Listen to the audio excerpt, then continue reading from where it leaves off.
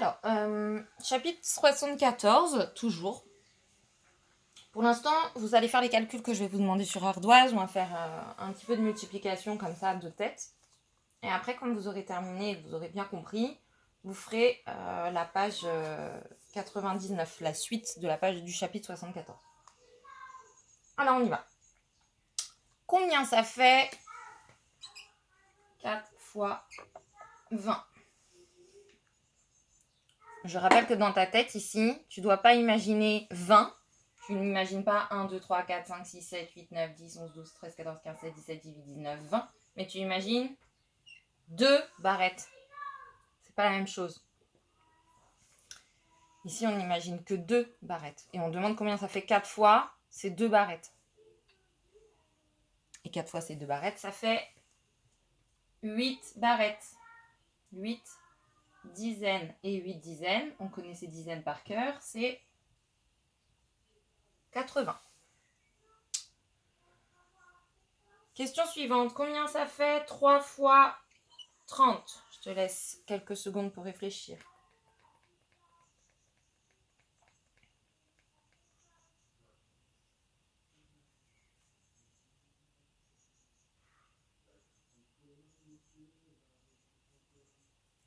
Ça fait 30, 30, 30, 3 fois 3. 3 fois 3, on connaît, ça fait 9. Et 9, 3 fois 3, ça fait 9. Et c'est une dizaine, donc 90. 9 dizaines, 90. Combien ça fait 3 fois 6? Non, pas 3 fois 6, c'est trop facile. 3 fois 60, pardon. 3 fois 60.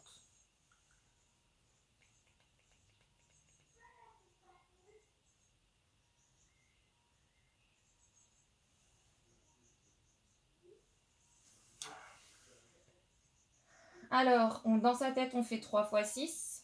3 fois 6 dizaines, ça fait 18 dizaines. Et 18 dizaines, c'est 180. Combien ça fait 9 fois 10?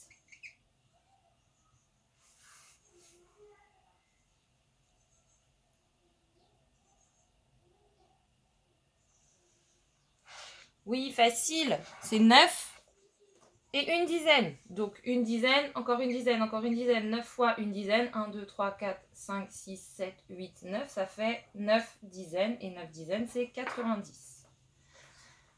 Donc, dans l'exercice, le premier exercice de la page 99, pas du chapitre 74, mais de la deuxième page, page 99 en bas, tu auras ça à faire le plus vite possible. Tu as le droit d'utiliser les tables, d'accord? Si tu ne les connais pas par cœur, tu demandes à papa et maman de te les imprimer, ou sinon tu les as normalement à la page 70, au chapitre. À chaque fois je confonds pas les chapitres. Au chapitre 70, tu en avais écrit pas mal. 4 x 6, on a écrit toute la table de 5, toute la table de 3 et la table de 4. Donc tu peux t'aider de ces tables-là pour répondre aux multiplications de dizaines. Ensuite, on te demande de compléter. Alors, voilà, je mets le cahier, ce sera peut-être plus simple. Donc ça, c'est ce qu'on vient de faire ici, d'accord, sur le tableau. J'ai rappelé un petit peu comment on fait. On multiplie à chaque fois les deux nombres et on rajoute un 0 pour la dizaine. Ici, tu as des paquets de 5.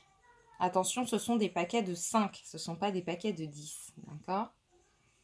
Donc, on te demande combien de groupes de 5 tu as. Donc, tu comptes un groupe de 5, un dé de 5, un dé de 5, un dé de 5, un dé de 5, un dé de 5, un dé de 5, un dé de 5, un dé de 5, etc. Donc là, on a 10 dés de 5, encore 10 dés de 5 et encore 10 dés de 5. Donc, ça fera 1 dé de 5. Et du coup, ça fait 1 fois 5. Et c'est égal à combien? 1 fois 5, tu vas voir, ça va faire la même chose qu'un calcul qui est là-dedans. Ici, c'est pareil. Tu as 5 centimes, encore 5 centimes, encore 5 centimes, encore 5 centimes, 5 centimes. Mais combien de fois tu as 5 centimes dans chaque groupe? Tu as 2, 4, 6, 8, 10. Donc 10 pièces de 5 centimes. Encore 10 pièces de 5 centimes et encore 10 pièces de 5 centimes. Du coup, ça fait combien de pièces de 5 centimes? Pour savoir combien en tout, on fait combien de fois 5 centimes. Donc, on cherche combien de pièces. C'est écrit là, tu répètes. nan fois 5 centimes. Et du coup, ça fait combien de centimes? Je te rappelle que 100 centimes fait 1 euro.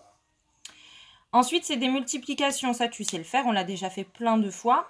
Il faut que tu écrives 30 équipes de 4 enfants. C'est... Donc, on a 30 équipes de 4 enfants. Ça fait combien d'enfants en tout? Alors, avant, c'était plus facile. C'était 3 équipes de 4 enfants. Là, on a augmenté le nombre. On a 30 équipes de 4 enfants. Mais le calcul, ça va être 30 fois 4 enfants. Et du coup, 3 fois 4, 12. Et on rajoute le 0. Voilà pour le premier. Je te donne la réponse. Ici, essaie de reproduire la figure. Alors ça, je sais que parents, que les enfants n'y arrivent pas. Donc, le premier trait que vous... Enfin, on ne commence pas par n'importe quel trait, les enfants. On cherche ce qu'on peut faire, où on sait que c'est possible. Je ne sais pas, par exemple, ici, d'où il part le trait pour arriver là. Je ne vois pas exactement les points. Donc, tant que je n'ai pas les points qui sont mis ici, je ne peux pas tracer cette ligne horizontale. Je vais tracer celle qui est verticale, par contre, qui part du coin et qui arrive en bas de celle-là. D'accord? Donc, vous tracez d'abord celle-là, les enfants. En partant du coin du rectangle vers cette ligne en biais. D'accord? Oblique. Ensuite, on va pouvoir tracer celle-là aussi. D'accord? Ils vous ont tracé les deux comme ça. Vous êtes capable de tracer les deux qui sont dans l'autre sens. Donc, elle part de la pointe en haut et elle va dans l'angle du rectangle en bas. Elle part pas n'importe où, elle arrive pas n'importe où. D'accord? Normalement, quand vous aurez fait ça et ça, vous allez avoir 2 grandes croix sur votre cahier. Et les 2 grandes croix qui sont là, elles seront faites. Et du coup, vous avez, à partir du centre des croix, vous allez pouvoir tracer celle du milieu, puis celle verticale. Voilà. J'espère que les étapes